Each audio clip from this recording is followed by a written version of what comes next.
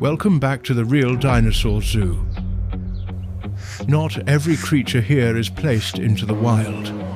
Some are raised, trained, and watched from the moment they hatch. Today we're following two of the most dangerous predators in the park, from their earliest days to the apex forms they become.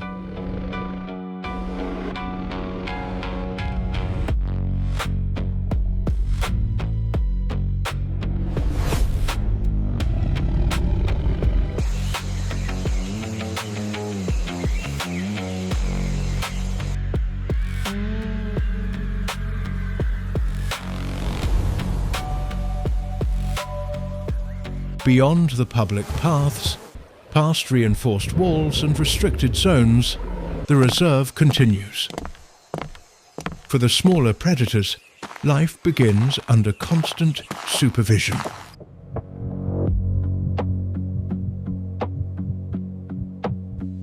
Velociraptors hatch surprisingly small, blind for only a short time. They begin reacting to movement almost immediately. And unlike most modern predators, their instincts arrive early.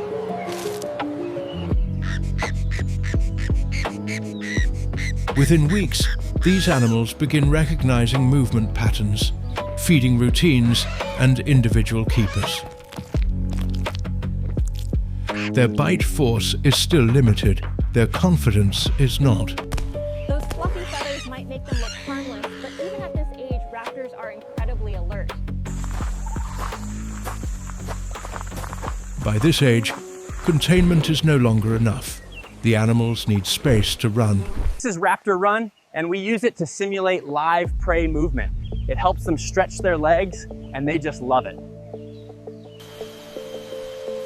Inside the reserve, controlled pursuit exercises are used to simulate live hunting conditions.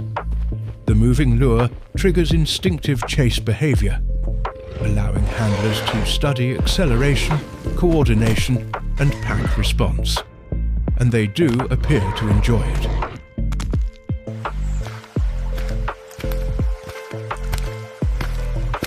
Daily interaction exercises are used to keep the animals mentally engaged. For predators, this intelligent stimulation is considered just as important as containment. Handlers rely heavily on movement cues rather than direct commands.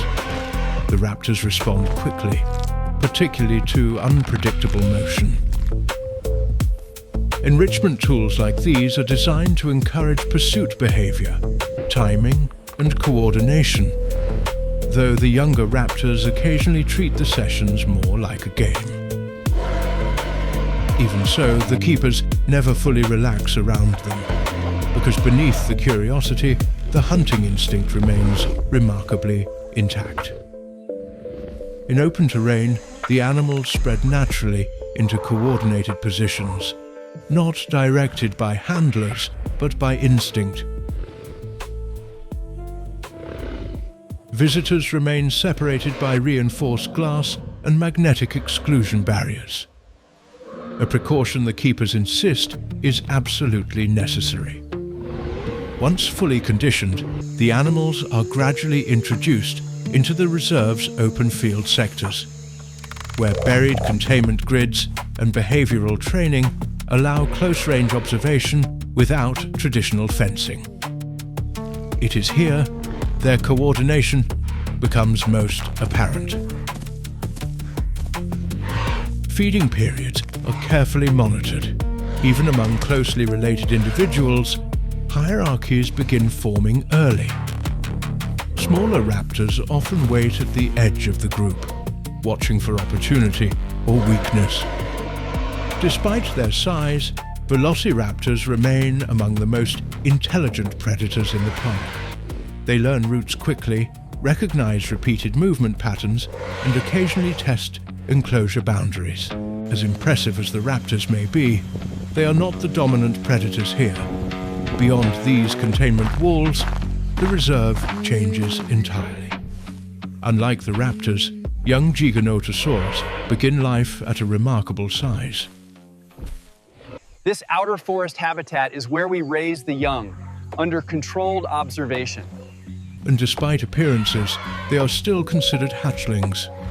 Despite their size now, these animals will eventually grow into some of the largest land predators ever discovered. Some juveniles within this enclosure already outweigh fully grown predators elsewhere in the reserve. Even at this age, their growth rate is extraordinary. Within only a few years, these animals will become nearly unmanageable outside specialized containment zones.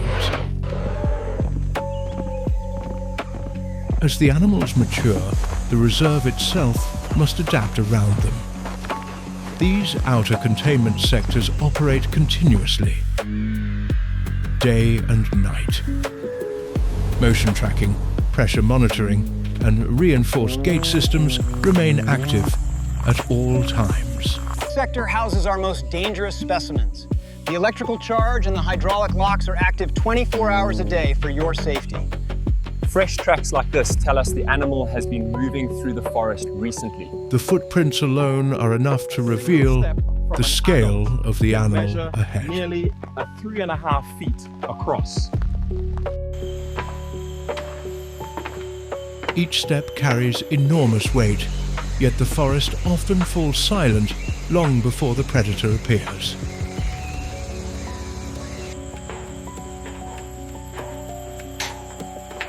Somewhere in this forest lives the largest predator in the entire reserve. And unlike the raptors, this one hunts alone.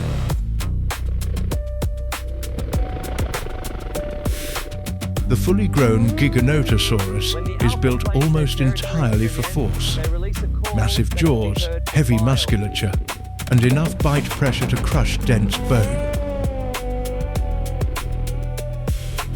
At full size, very few animals in Earth's history could challenge a predator like this. And here, it is simply another resident of the reserve. Feeding demonstrations like these require enormous quantities of meat each week and absolute precision from the reserve staff.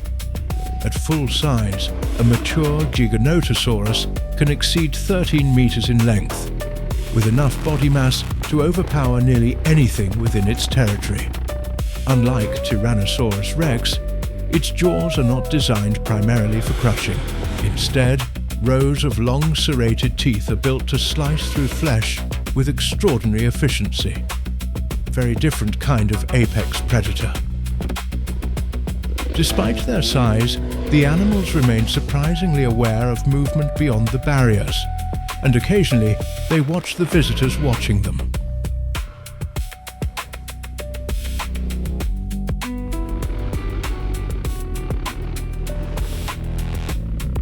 As daylight fades, the reserve grows quieter, but the predators remain active long after the visitors leave.